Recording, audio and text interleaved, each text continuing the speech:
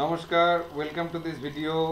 আজকের এই ভিডিওতে আমরা West Bengal council of higher secondary এডুকেশনের ক্লাস 12-এর অর্থাৎ উচ্চ মাধ্যমিকের ইংরেজি পাঠ্যক্রমের strong roots by APJ Abdul Kalam যে পাঠ্যাংশটি আছে তার ন্যারেশন চেঞ্জ অর্থাৎ টেক্সচুয়াল গ্রামারের মধ্যে ন্যারেশন চেঞ্জটা আমরা দেখে নেব।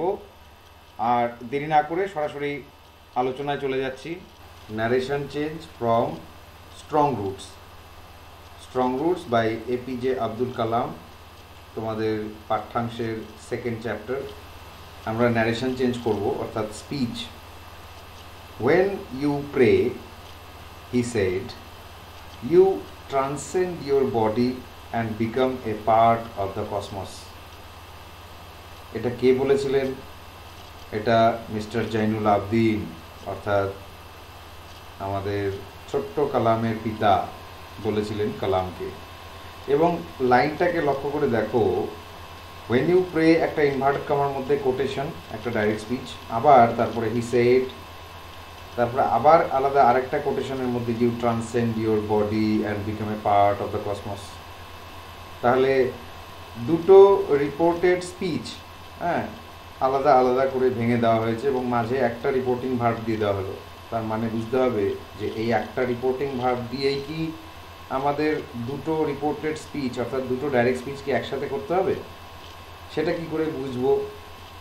বোঝার উপায় হচ্ছে, দুটো যে আলাদা আলাদা ডাইরেক্ট স্পিচ দিল সেটা কি একই সেন্টেন্স? মানে আমরা জানি টাইপস অফ সেন্টেন্স 5 রকমের সেন্টেন্স হয়। Assertive sentence, interrogative, imperative, optative, exclamatory sentence.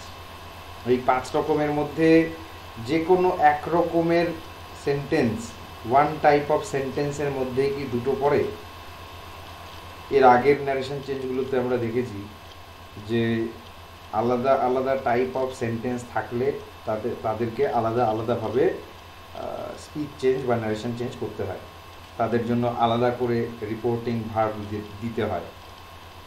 তা when you pray you transcend your body and become a part of the cosmos, এটা একটা সেন্টেন্স এবং এটা যদি একসাথে থাকতো তাহলে এটা একটা কমপ্লেক্স সেন্টেন্স হতো।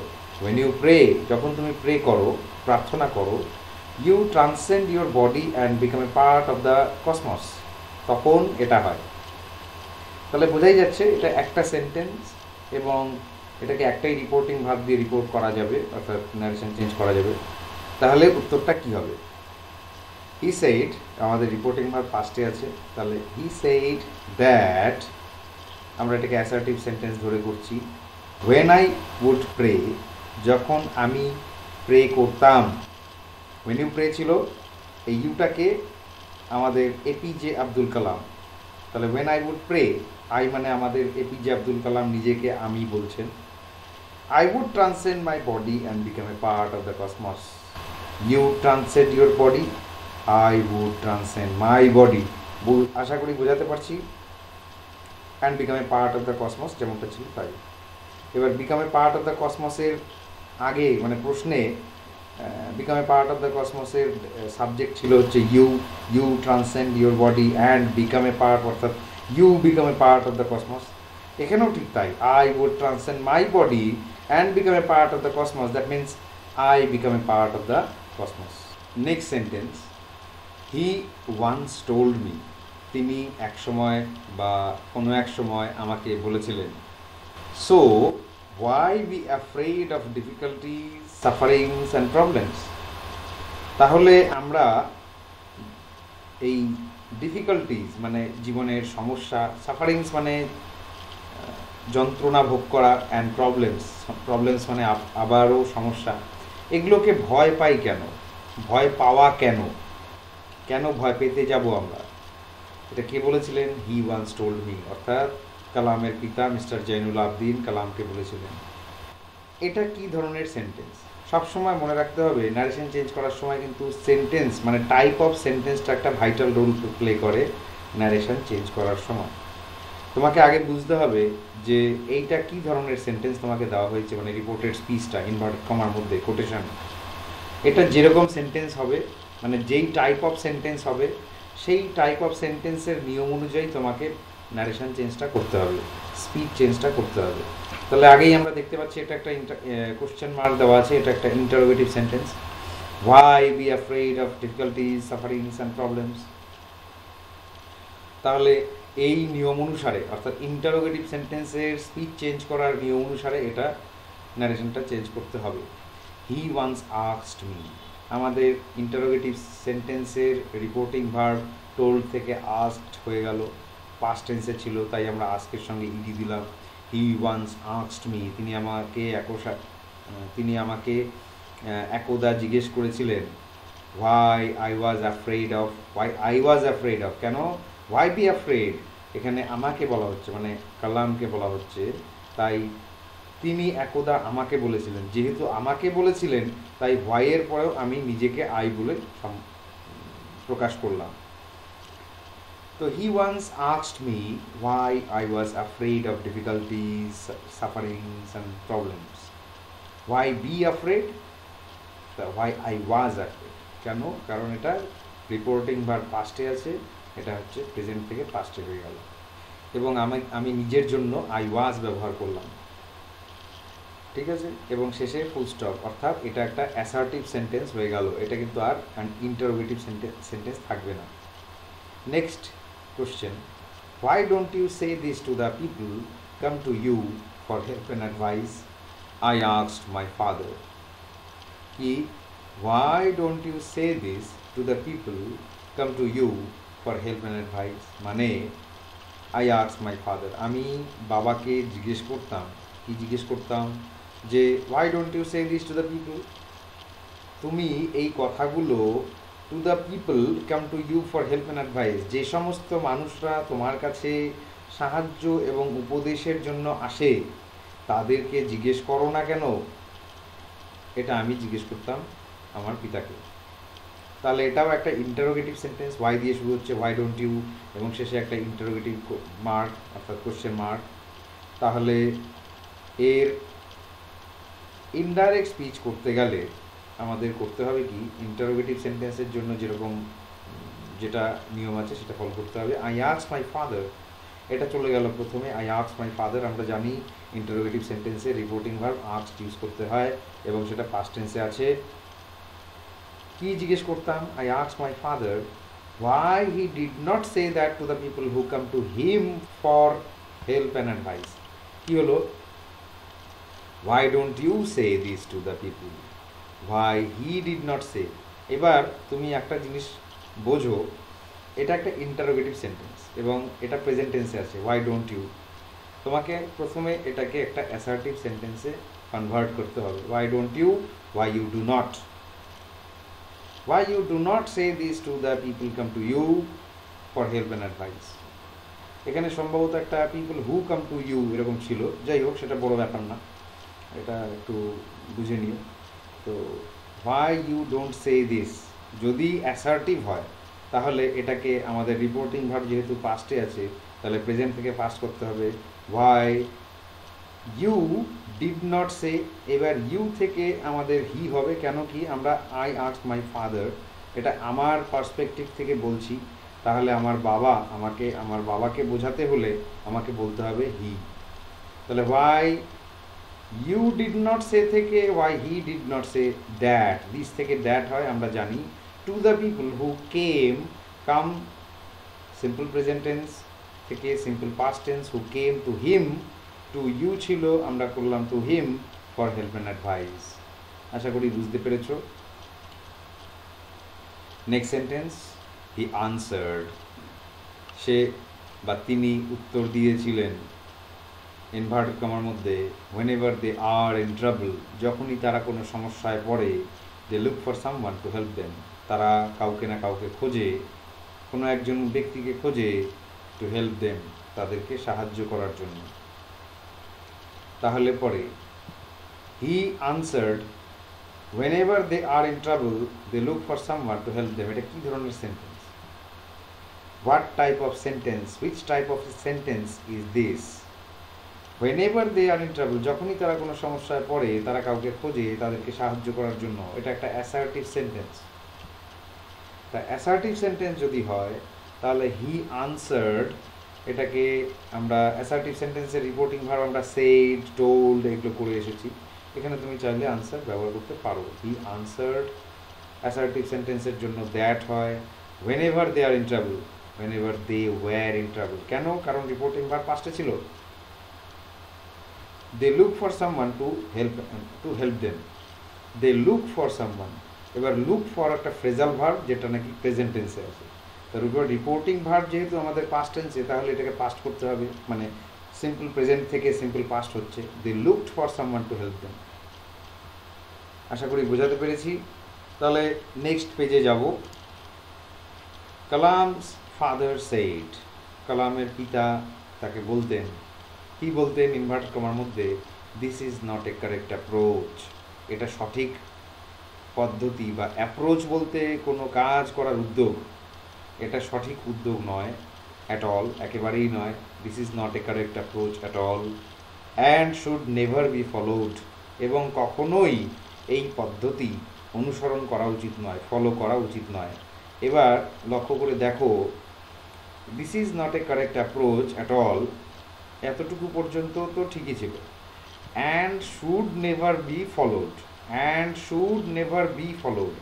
এবার এই শুড নেভার বি ফলোড এটা কি ফর্মে আছে? আর এই শুডের সাবজেক্টকে, এই যে দিসটা, this is not a correct approach at all and this should never be followed.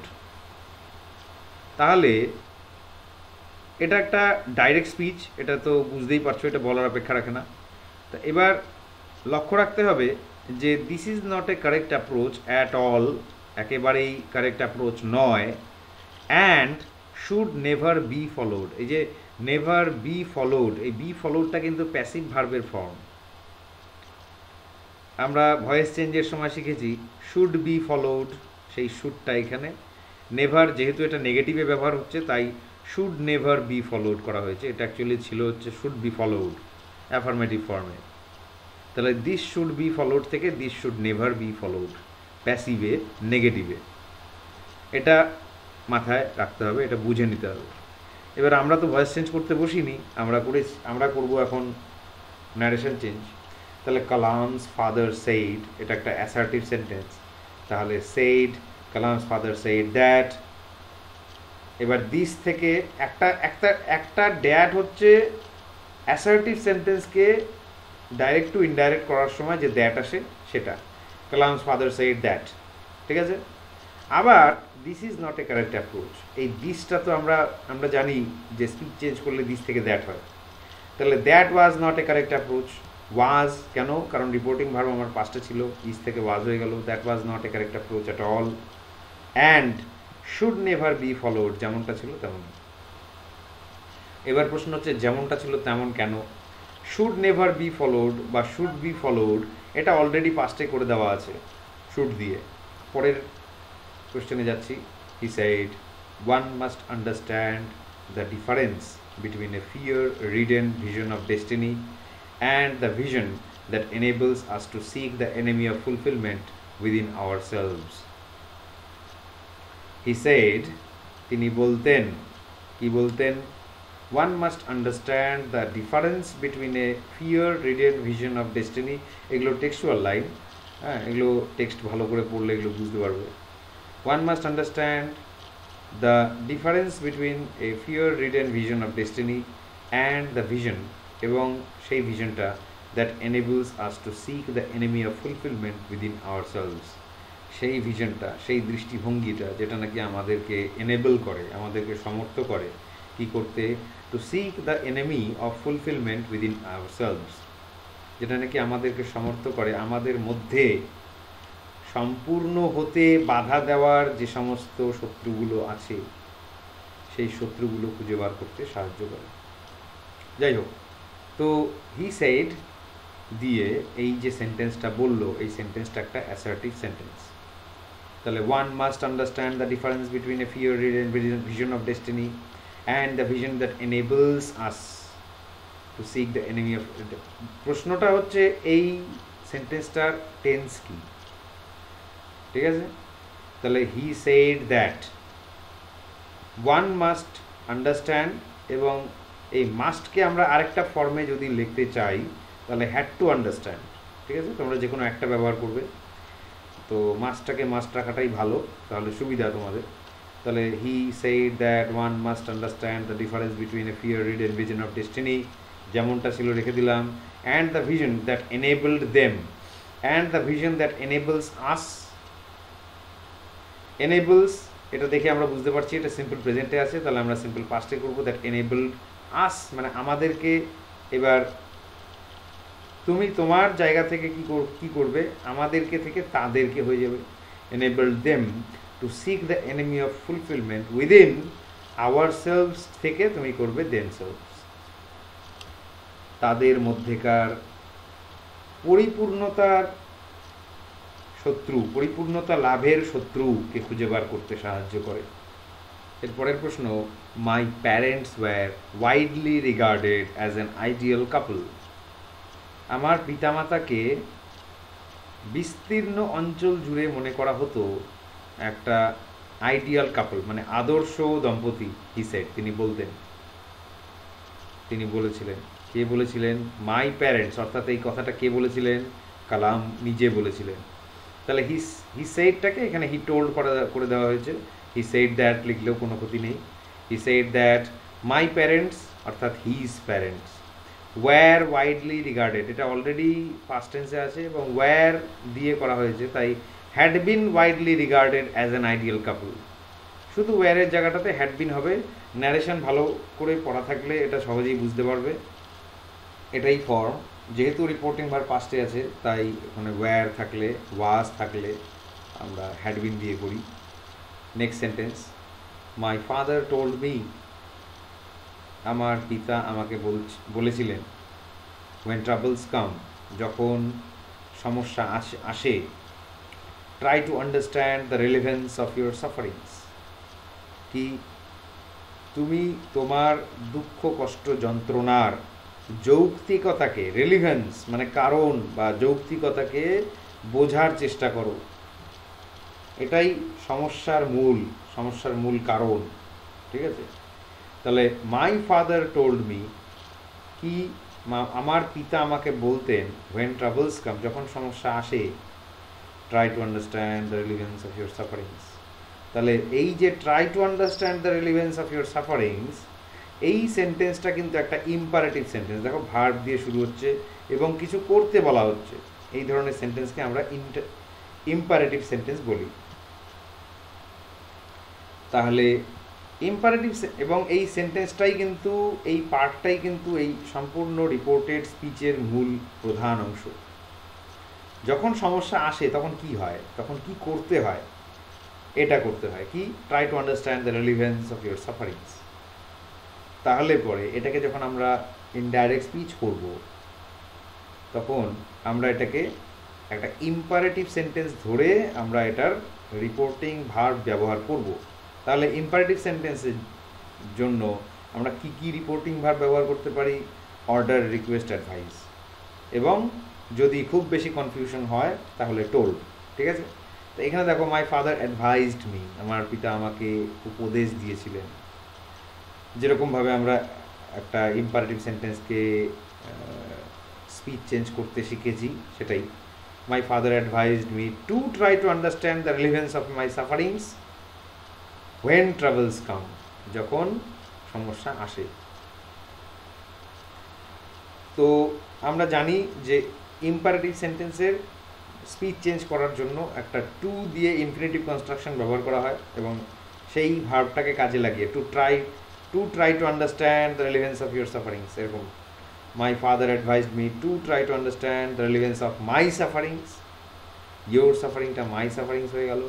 তারপরে আসলো when troubles come, ঠিক আছে? আশা করি বোঝাতে পেরেছি।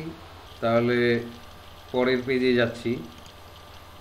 মাই father told me that there was nothing mysterious about prayer.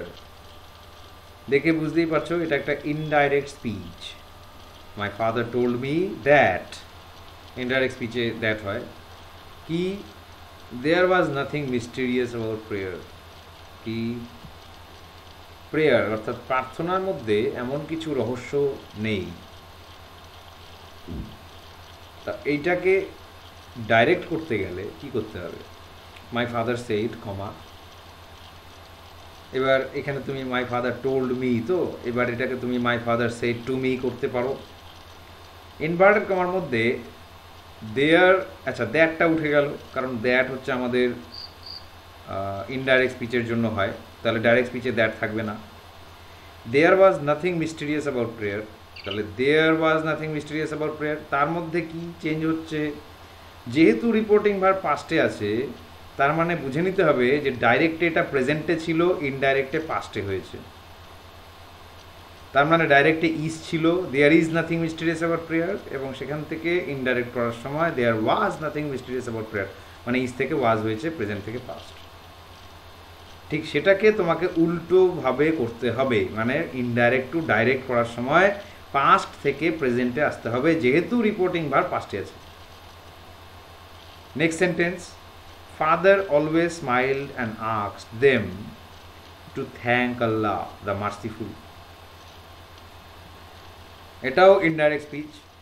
Father always smiled, বাবা চিরদিনই হাসতেন, এবং অ্যান্ড আস্কড দেম, তাদেরকে বলতেন।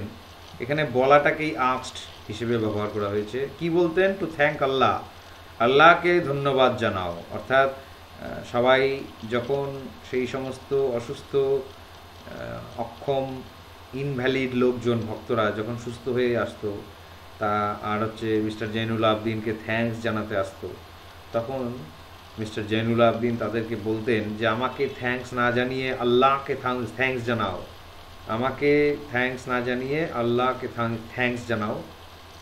The merciful, Allah the merciful, এটা একটা নাউন ইন অ্যাপোজিশন, অর্থাৎ আল্লাহ হচ্ছেন দ্য মার্সিফুল, অর্থাৎ ক্ষমা প্রদানকারী, তিনি সকলকে ক্ষমা করে দেন এবং দয়ালু। ঠিক আছে? তো এবার ইনডাইরেক্ট টু ডাইরেক্ট করার সময়, যেহেতু my father always smiled and asked them to thank Allah, এটা এই যে টু থ্যাঙ্ক আল্লাহ, এই কনস্ট্রাকশনটা কোথায় থাকে? এটা থাকে, একটু আগেই আমরা এরকম একটা সেন্টেন্স করেছি, এটা ইম্পারেটিভ সেন্টেন্সে থাকে। ইম্পারেটিভ সেন্টেন্সে ডাইরেক্ট টু ইনডাইরেক্ট করার সময় এরকম টু দিয়ে ইনফিনিটিভ কনস্ট্রাকশন ব্যবহার হয়, একটু আগেই আমি বলেছি। তাহলে পরে টু দিয়ে তো ইনফিনিটিভ কনস্ট্রাকশন ব্যবহার করা হলো, তাহলে এটার ডাইরেক্ট করার সময় কি হবে? ইনফিনিটিভ কনস্ট্রাকশনটা উঠে যাবে, এবং তারপরে যে মেন ভার্বটা থ্যাঙ্ক আল্লাহ, এটা হচ্ছে আমাদের মেন ভার্ব দিয়ে সেন্টেন্সটা শুরু হবে। এই ইম্পারেটিভ সেন্টেন্সটা এরকম হবে, থ্যাঙ্ক আল্লাহ দ্য মার্সিফুল। ঠিক আছে? মাই father always smiled and told them, তাদেরকে বলতেন, কি বলতেন? আল্লাহকে ধন্যবাদ জানাও, থ্যাঙ্কস জানাও, দ্য মার্সিফুল, অর্থাৎ আল্লাহ দ্য মার্সিফুলকে থ্যাঙ্কস জানাও।